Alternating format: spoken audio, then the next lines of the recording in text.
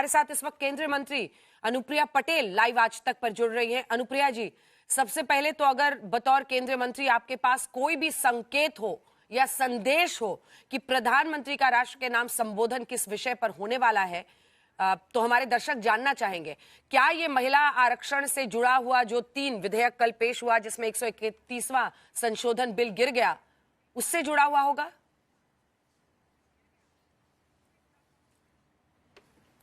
नहीं, मेरे पास कोई संकेत नहीं है, लेकिन मेरा अनुमान जरूर है, क्योंकि कल एक बहुत ऐतिहासिक प्रयास सरकार ने किया था और नारी शक्ति के सशक्तिकरण की दिशा में एक बहुत ही ईमानदार नीयत के साथ हम एक संशोधन बिल लाए थे। लेकिन उस बिल से उसका पारित ना हो पाने से देश की आधी आबादी जरूर निराश हुई है और मुझे लगता है कि प्रधानमंत्री जी का आज का संदेश देश की आधी आबादी को एक उम्मीद की किरण देने की दृष्टि से होगा। उनकी जो उम्मीदें टूट गई हैं विपक्ष की षड्यंत्रों के चलते, उनकी गलत मंशा के चलते, तो निश्चित रूप से प्रधानमंत्री जी आकर देश की आधी आबादी का मनोबल बढ़ाएंगे और एनडीए सरकार का जो एक संकल्प है उसको दोहराएंगे कि भले ही हमें एक बार असफलता हाथ में लगी हो, लेकिन आगे हम इसको करके दिखाएंगे, अपने इस वादे को हम पूरा करेंगे। ये मेरा अनुमान है। आपने उम्मीद की किरण कही कि उम्मीद की किरण हो सकती है। क्या बीजेपी और सरकार के पास कोई प्लान बी है? जब 131वां संशोधन बिल गिर गया है उसके बाद प्लान बी? देखिए, प्लान बी तो हर परिस्थिति में होता है। एक समस्या को हम एक तरीके से हल नहीं कर पाए तो ऐसा नहीं है कि उसका दूसरा कोई समाधान नहीं है। एनडीए परिवार इसकी चिंता भी कर रहा है, इस पर मंथन भी कर रहा है और क्योंकि हमारा कमिटमेंट है, मैंने पहले भी कहा, हमें ये करना है, देश की आधी आबादी को हमें प्रतिनिधित्व देना है, उनकी जो एक सही जगह है वहां पर उन्हें पहुंचाना है, उनका पॉलिटिकल एम्पावरमेंट करना है। इससे हम पीछे हटने वाले नहीं हैं। निश्चित रूप से हमारा पहला प्रयास सफल नहीं हो पाया, लेकिन हम अपनी रणनीति पर काम कर रहे हैं और जो वादा हमने किया है उसको पूरा करेंगे। वो नया प्लान क्या होगा वो समय के साथ आपको पता भी चल जाएगा। अनुप्रिया जी, विपक्ष कह रहा है बार बार और कई लोग सोशल मीडिया पर लिख रहे हैं 543 सीटों में ही कर दीजिए। क्या ऐसी कोई गुंजाइश दिखती है कि इस तरफ सरकार बढ़े? 543 सीटों जो मौजूदा स्थिति है उसी में 33% आरक्षण 29 के चुनाव में। 543 सीटों पे तो बहुत सारे लोग जो आज सवाल उठा रहे हैं, उनकी सरकारें भी पहले रही हैं, उन्होंने क्यों नहीं किया?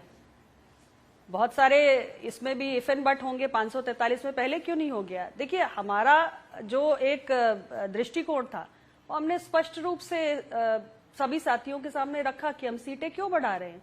हम 543 से बढ़ाकर 850 ले जा रहे हैं ताकि कोई भी जो मौजूदा सांसद है उसकी सीट प्रभावित ना हो और आसानी से महिलाओं को भी 33% का रिप्रेजेंटेशन मिल जाए। लेकिन अब इसमें विपक्ष ने रोड़ा अटकाया है तो इसका कोई समाधान निकाला जाएगा। बाकी आगे किस तरीके से इसे लागू किया जाएगा इसकी योजना का अभी मैं खुलासा नहीं कर सकती, समय आने पर आपको ये भी पता चल जाएगा। चलिए ठीक है, उम्मीदें बढ़ रही हैं, देखते हैं क्या योजना है। कम से कम आप इतना बता रही हैं कि कोई योजना है, उसी से एक उम्मीद जगती है कि क्या किस तरह से आप लोग इसको पास कराएंगे। लेकिन अब आते हैं विपक्ष पर। देखिए अनुप्रिया जी, प्रियंका वाड्रा गांधी ने आज प्रेस कॉन्फ्रेंस की और कल के बाद से लगातार वो इसको लोकतंत्र की जीत बता रहे हैं। वो कह रहे हैं कि आप पिछले दरवाजे से परिसीमन यानी डिलिमिटेशन करना चाह रहे थे, आर्बिट्ररी तरीके से आप जो सीटें हैं उसकी सीमा निर्धारित करते ताकि डिसएडवांटेज ऑपोजिशन हो, विपक्ष को चुनाव में मुश्किल हो और सत्ता में काबिज रहने के लिए ये विधेयक आप लाए थे। ये सब पॉलिटिकल ट्रिकरी करना विपक्ष का काम है और उन्होंने करके दिखा भी दिया। हमारा सीधा सीधा बड़ा स्पष्ट मत है कि पहले तो इस बिल के संबंध में हमने सर्वदलीय बैठक बुलाई, विपक्ष की जितनी शंका थी उसका समाधान किया, जो उन्होंने आवश्यक सवाल उठाए संसद के अंदर भी 50% की इंक्रीज को लेकर कि आपने बिल के ड्राफ्ट में उसे शामिल नहीं किया। गृह मंत्री ने संसद के फ्लोर पे खड़े होकर कहा कि 1 घंटे का समय दीजिए, हम अमेंडमेंट करके लाते हैं, तब बताओ पास करोगे कि नहीं। तो विपक्ष क्यों पीछे हट गया? कुल मिला के बात यह है कि मंशा आपकी नहीं थी, हमने कोई ट्रिकरी नहीं की, हमें तो सीटें बढ़ानी है। 550 से 850 ले जाना चाहते हैं, 50% का फॉर्मूला हर राज्य में वृद्धि करके और डिलिमिटेशन के जरिए ही करेंगे। पॉलिटिकल बाउंड्रीज हमें ड्रॉ करनी है और ये डिलिमिटेशन कमीशन एक्ट क्या हम लाए थे? आप लाए थे। इसमें कोई चेंजेस हमने प्रस्तावित नहीं किए हैं। चेंजेस होंगे तो पार्लियामेंट का अप्रूवल चाहिए होगा। तो यहाँ मंशा किसकी गलत है? आप गलत अफवाहें फैलाकर जनता को गुमराह मत कीजिए। आपकी नीयत नहीं है, आप महिला आरक्षण लागू होने नहीं देना चाहते थे और ये बात स्पष्ट हो गई है, देश की जनता समझ चुकी है। लेकिन अगर राहुल गांधी को देखें तो राहुल गांधी ने बीते दिन जिस तरह से सरकार को घेरा, आप तो वहां पर मौजूद थी, उस पर क्या कहिएगा? वो तो सीधा कह रहे थे कि अब आप लोगों का ये जादू नहीं चलेगा। नहीं, राहुल गांधी जी तो मुझे लगता है कि मसले पर ही गंभीर नहीं थे। लीडर ऑफ ऑपोजिशन के रूप में उन्होंने बिल पर कितनी बात की, कितनी देर बात की, आप भी जानते हैं, हम भी जानते हैं, देश की जनता भी जानती है। तो पहले तो लीडर ऑफ ऑपोजिशन के रूप में जिम्मेदार भूमिका निभाएं और बिल पर उन्होंने कुछ कहा ही नहीं, बिल पर कोई बात ऐसी की ही नहीं, इधर उधर की बातें करते रहे, हम सब ने सुनी। तो बिल पर कुल मिलाकर जो विपक्ष की आपत्तियां थी, मैंने आपको एक उदाहरण दिया कि जो आपत्ति उनकी मुख्य रूप से थी उसका हमने सोल्यूशन दिया उनको कि दक्षिण के राज्यों को कोई इसमें नुकसान नहीं होने वाला है। हमने यूनिफॉर्म फॉर्मूला निकाला है क्योंकि पॉपुलेशन के आधार पर हम इसको नहीं करना चाहते। अनुप्रिया जी, एक सेकंड आपको टोक रही हूं, बने रहिए हमारे साथ। अनुप्रिया जी, प्रधानमंत्री को हम लोगों ने सुना, उन्होंने महिला आरक्षण के ही मुद्दे पर डीएमके कांग्रेस के खिलाफ बोला, उसके बाद से उन्होंने 8:30 बजे के संबोधन का जिक्र किया। तो ऐसा तो लगभग तय ही है, जो आप भी गेस कर रही थी, हम लोग को भी समझ में आ रहा है कि इसी मुद्दे पर बोलेंगे। लेकिन अनुप्रिया जी, शांत कर दी प्रधानमंत्री जी ने।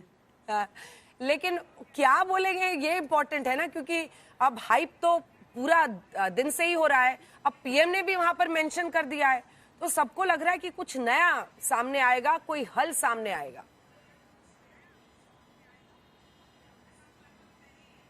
अनुप्रिया जी, नहीं, ये तो देखने वाली बात होगी, सुनने वाली बात होगी और निश्चित रूप से प्रधानमंत्री जी भी बहुत आहत है क्योंकि एक बहुत ईमानदार और पुनीत प्रयास हम लोगों ने किया था। 2023 में बिल पारित हुआ तो हमें पूरी उम्मीद थी कि विपक्ष साथ देगा, इसको हम लागू कर ले जाएंगे। 2029 में एक बहुत बड़ा बदलाव, एक बदली हुई लोकसभा देखेंगे, स्टेट लेजिस्लेचर्स में भी एक बदली हुई तस्वीर देखेंगे। लेकिन कहीं ना कहीं वह सारी उम्मीदों पर पानी फिर गया और हम सभी आहत हैं। लेकिन साथ ही में हमसे ज्यादा आहत इस देश की आधी आबादी है और उसकी उम्मीद को जिंदा रखना, उसे कायम रखना, उसका हौसला बढ़ाना और उसको ये विश्वास दिलाना कि भाई हताश मत हो, चिंता मत करो, हम अभी भी हैं और हम अपने वादे पर कायम हैं और सोल्यूशन तो हम निकालेंगे। तो जरूर कुछ ना कुछ प्रधानमंत्री जी के मन में होगा जो आशा को बांधेगा, दोबारा एक नया रास्ता दिखाएगा। और एनडीए परिवार प्रतिबद्ध है, इसको मैं आपके चैनल पे भी दोहरा रही हूँ। आई रीइटरेट माई कमिटमेंट। हमने तय किया है कि महिलाओं को उनका राजनीतिक हक देना है और हम देकर रहेंगे। परेशानियां आती हैं, मुश्किलें आती हैं, लेकिन इन अड़चनों के बीच में राह जरूर निकलेगी और इसका रास्ता एनडीए परिवार निकालेगा। 29 के चुनाव में हमारी तो कोशिश यही होगी क्योंकि 29 के लिए हमारा कमिटमेंट है, बिल्कुल 29 के लिए हमारा कमिटमेंट है और हम इसके लिए निकालेंगे रास्ता। आप चिंता मत करिए, every cloud has a silver lining. बहुत बहुत धन्यवाद आपका अनुप्रिया पटेल जी हमारे साथ जुड़ने के लिए।